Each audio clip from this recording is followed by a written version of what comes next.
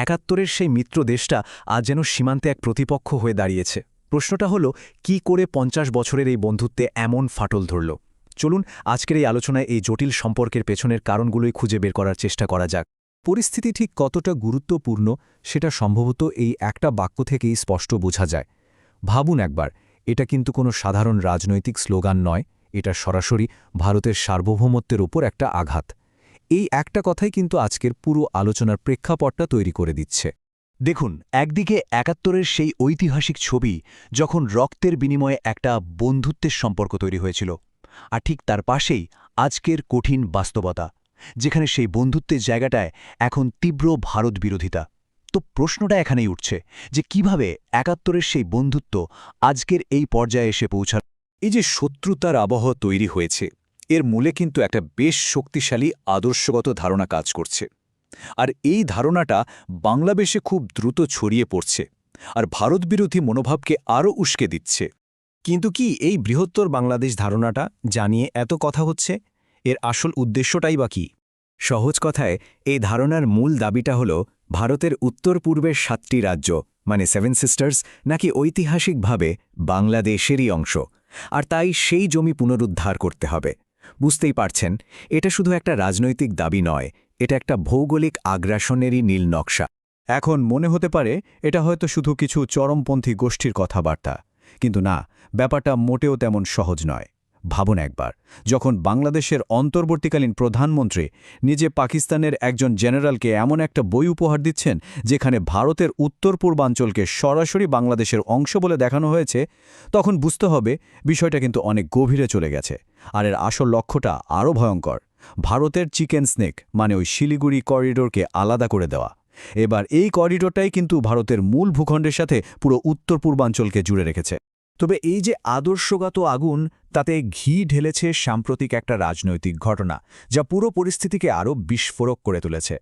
ঘটনার শুরুটা হয় ৫ই আগস্ট, যখন প্রাক্তন প্রধানমন্ত্রী শেখ হাসিনা দেশ ছেড়ে ভারতে চলে আসেন। ভারত মানবিকতার খাতিরে তাকে আশ্রয় দেয়, কিন্তু বাংলাদেশের বর্তমান সরকার বিষয়টাকে দেখছে একদম অন্যভাবে।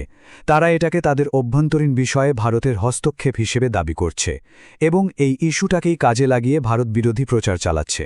ভারতের এই মানবিক সিদ্ধান্তটাকেই এখন একটা রাজনৈতিক হাতিয়ার বানানো হয়েছে।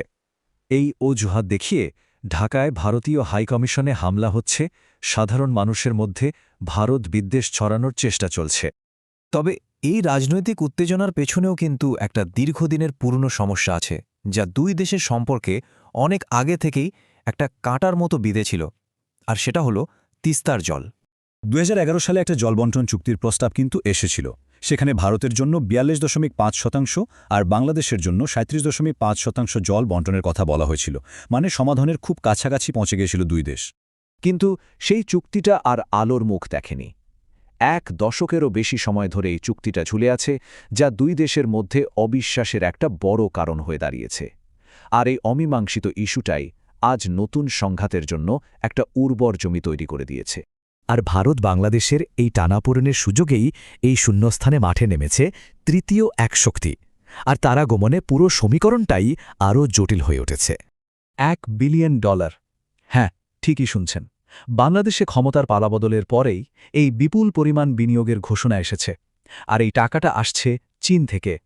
চীনের পদক্ষেপগুলো কিন্তু খুব দ্রুত আর বেশ ক্যালকুলেটেড। একদিকে বিশাল বিনিয়োগের ঘোষণা, অন্যদিকে মোংলা বন্দরের মতো গুরুত্বপূর্ণ জায়গায় ঋণ দেওয়া, আবার বাংলাদেশি পণ্যের জন্য নিজেদের বাজার খুলে দেওয়া।